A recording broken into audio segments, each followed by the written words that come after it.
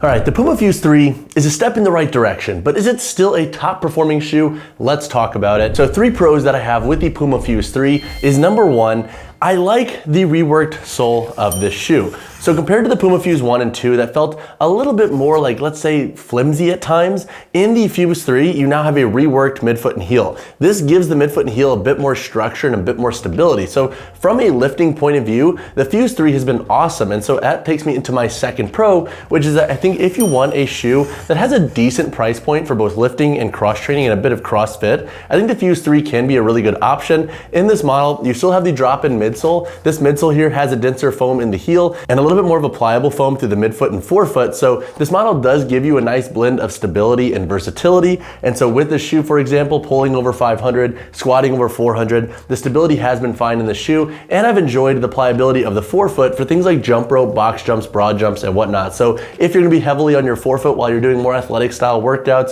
CrossFit, etc., this shoe can feel pretty good. My third pro with this model is I like the reworked upper construction. So with this shoe, it has a bit more of a built out mesh and textile upper. So with the lateral side, you now have this overlay here to give you additional support. And then you also have this power tape strip here on the medial side. And the upper in general just feels a bit more rigid compared to the prior iterations. In my Fuse 1 and 2, if I had issues with durability, it was generally around the toe box or the midfoot. The rubber in this model feels a bit more rigid and the upper materials feel a bit more heavy duty. So I think this model will be a slightly better option regarding long-term durability compared to the Fuse 2 and 1, which is a step in the right direction, I think, for this shoe line. Now, is this model gonna be a top performer? Not necessarily. I would still put them in the middle of the road, but they're definitely not towards the bottom of the list, which is kind of where I put the Fuse before regarding their overall performance. But now let's talk about a few cons that I have with the PUMA Fuse 3. All right, so 3 cons that I have with the PUMA Fuse 3 is number 1, they are not the widest shoe on the market. So with this model, you have a pretty aggressive toe box taper here. Out of the box, I actually thought this shoe felt ridiculously snug. Now, it has since broken in after about a week and they feel way better. I have an E-width foot. That's where I would say is probably the upper echelon for widths in this model. They do break in over time, but if you have a double E-width foot, if you just like toe boxes that are a bit more anatomical and less tapered, this would definitely be a shoe that I would say tread lightly with if you're planning on to invest in them, try them on, and then send them back. But do note that they might not be your best bet. I do have a video covering my favorite trainers in 2024 for wide feet. I'm gonna link that up there, but again, the width of the PUMA Fuse 3 was kind of a disappointment, especially since the language of this model was kind of biased towards making it wider overall. The second con that I have with this shoe is while I like the reworked midfoot and heel for lifting purposes, it does kind of take away from the shoe's overall flexibility and versatility. This heel is now a little bit more blocky than in prior iterations. So for runs, for example, over a mile, I didn't necessarily love this. For sprints and short runs where you're on the forefoot, this model is just fine, but with the reworked heel and midfoot, do note that you're getting a bias towards stability, but you are kind of losing out on versatility to an extent with this shoe. My third con with this model is that they are heavy. For my size 10 shoe here, we have a weight of about 15 or 14.95 ounces. Compared to other training shoes, that is definitely on the heavier side. So if you're somebody that likes very much more lightweight shoes for training, that would be something to consider with the PUMA Fuse 3 because they can feel a little bit cinder blocky on the feet at times, especially if you're not used to heavier shoes when training. To chat on the performance of the PUMA Fuse 3, I'll discuss how the shoe does for lifting, cross training, short runs, and daily wear. In the context of lifting, I have thoroughly enjoyed this model. Now, that is to say I've enjoyed them more after I've broken them in. The toe box again is a little bit snug, so if you're big on toe splay, this might not be the best option for you, but for general strength training, the shoe has done an exceptional job. The forefoot is a little bit more pliable than other training shoes. You have a nice grip here with the Puma Grip outsole, and again with that midfoot and heel in the shoe, you get a nice level of stability. Now I will say once you're squatting over 400 in this model, you will start to notice the drop-in midsole compress a little bit, but I don't think it's going to be a degree that hinders your overall stability. So that said, if you're somebody that wants a shoe for just general strength work, this model can work exceptionally well. The stability is pretty good, and you get a nice level of grip with this outsole. Also, if you're big on having lateral support in your shoes, this would also be a good option because you do get a nice lateral and medial support in the sidewalls of this model. When it comes to cross training, the shoe has done a pretty good job for the most part. I like the reworked upper when it comes to giving you security. I do think wider feet will spill over in this shoe, so definitely keep that in mind, again, if you have a double E with foot or wider. But I also like the overall pliability of the forefoot for explosive training context. Now, my 3 gripes with this model for cross training is number 1, its weight. It's definitely not the most lightweight shoe on the market. Granted, the flexibility does help kind of offset this a little bit. So I will say, if you're not necessarily like super into the weight of your shoes, I don't think that's going to necessarily completely hinder your performance with this model. But if you are somebody that loves sock-like fitting shoes that feel very lightweight, you're going to notice this way more in this shoe. The second issue that I have with this model for cross training is that with this blockier heel, you will start to notice this a little bit more. It's not as bad as like a Nike Metcon 9's heel or a Dropset Trainer 2's heel regarding its overall rigidity and how it kind of like sticks out with the TPU or the denser foam, but it is something that I think is going to be noticeable for most folks, especially when compared to the PUMA Fuse 1 and 2 if you like those models and their overall versatility.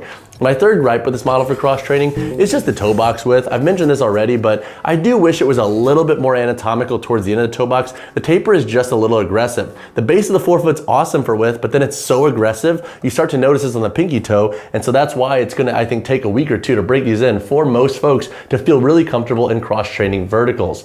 Now, when it comes to short runs, this model I think can work for sprints in short intervals. So if you're doing like 400 or 800 meter bouts on the curved treadmill, this model felt fine. Basically any form of running where you're primarily on the forefoot, the shoe will work well. If you're gonna be running more than a mile, I think you'll start to notice this heel and the overall weight of the shoe, especially for my heel strike folks out there. So this would not be my top option for like more hybrid focused workouts. You might wanna look into a Reebok Nano X4 if that's something you're after. When it comes to daily wear, the shoe is okay. It's a good model that I think you could wear out and about to run errands in and then to the gym. Now my issues with wearing it all day included number 1, its weight, and then also its width. It's not my favorite model for delivering comfort there, but with the drop in midsole, it does feel a little bit more flexible and plush, so it is pretty comfortable overall, but there are little things that just kind of hinder its all day wear performance and comfort, so keep that in mind if you are looking for that training shoe that you can wear all day to walk around in and then wear to the gym. If I'm going for a shoe like that, I'll generally go with like a Haze Trainer or a Rad 1 if I'm really after a shoe to wear all day and then to the gym. So when it comes to the price of the PUMA Fuse 3, you can expect to pay 120 USD. Now that is up $20 compared to the Fuse 1 and 2, so this model is not necessarily so much a budget option because it's starting to creep up more to the Reign 6 price point at 130. Now granted, it's not 150 like the Rad 1, Haze Trainer, some of the Nano X4 models, the Nike Metcon 9, so it is a bit more budget friendly, and I think that does reflect the overall build out of this shoe. The materials feel a little bit more premium, so that said, I do think the price point can be worth it if you have loved the Fuse 1 and 2 and you want to stay in the Fuse line. Now, is this shoe going to be as strong of a performer as some of those higher price point models?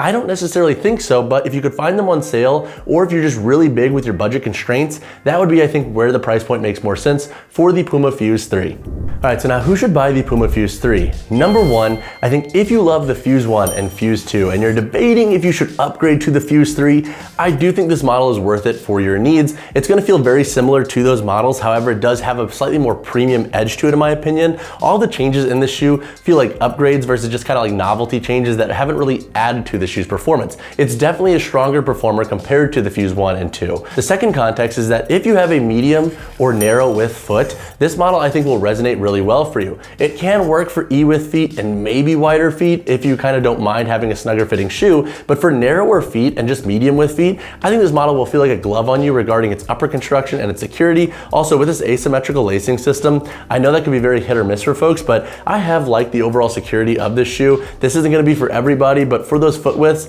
I could see this model feeling really good on your foot. Third context is if you're somebody that wants a shoe primarily for lifting and then some cross training and CrossFit, I think that's where the Fuse 3 can work really well. It feels very pliable when you're on the forefoot training, doing more cross training workouts, but then it also feels decently stable for lifting context. Plus with this PUMA Grip outsole, you get a nice level of traction with the shoe for machine work, wooden platforms, turf, etc., depending on where you might be lifting and training. So that's also a perk of this shoe. Now who should pass on this shoe? Number 1, if you have a wider foot, I would tread very lightly with this model if you're gonna invest in them. Definitely buy them, try them on, keep them in good condition in case you need to return them. The second context is if you're somebody that wants a shoe with a bit more runability, the Fuse 3 might not be your best bet. The blockier heel, the heavier weight, these are both knocks on the shoe's range in that vertical. And then number 3, and this kind of piggybacks off my second point, is that if you're really big on having lightweight training shoes, that would definitely be something to consider with the Fuse 3. This model, is pretty dang heavy at times. And if you're somebody that doesn't want a heavier feeling shoe, that would definitely be something to consider in the Fuse 3. All right, so when it comes to the sizing and fit of the PUMA Fuse 3, I think most folks should be safe going true to size in this model. So I have an E width foot.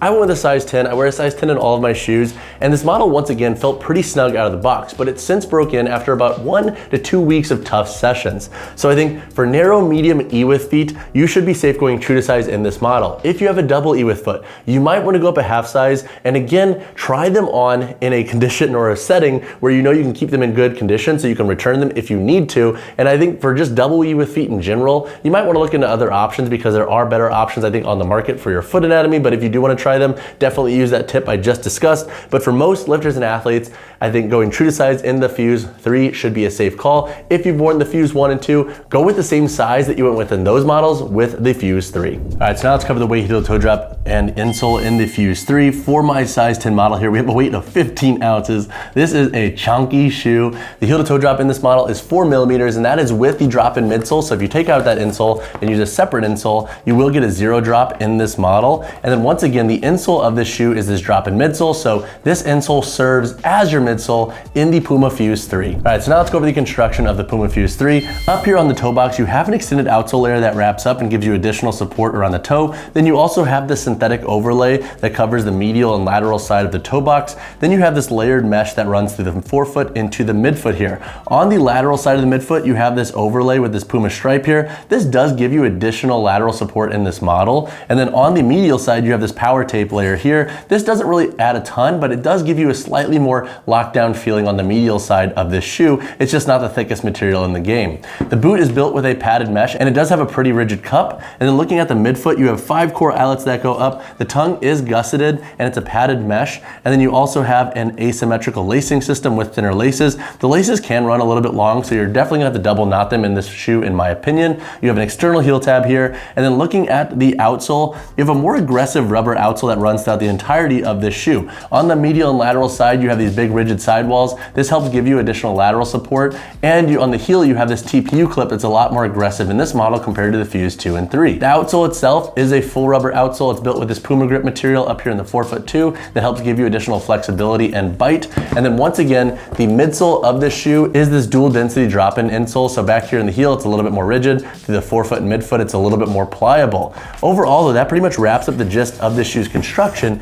If you have additional questions, drop them down below. All right guys, that wraps up my review of the PUMA Fuse 3. Overall, I feel like if we're talking about the hierarchy of training shoes, the Fuse was down here before. It's definitely climbed up into the middle of the pack. Is it gonna be a top performer in any one vertical?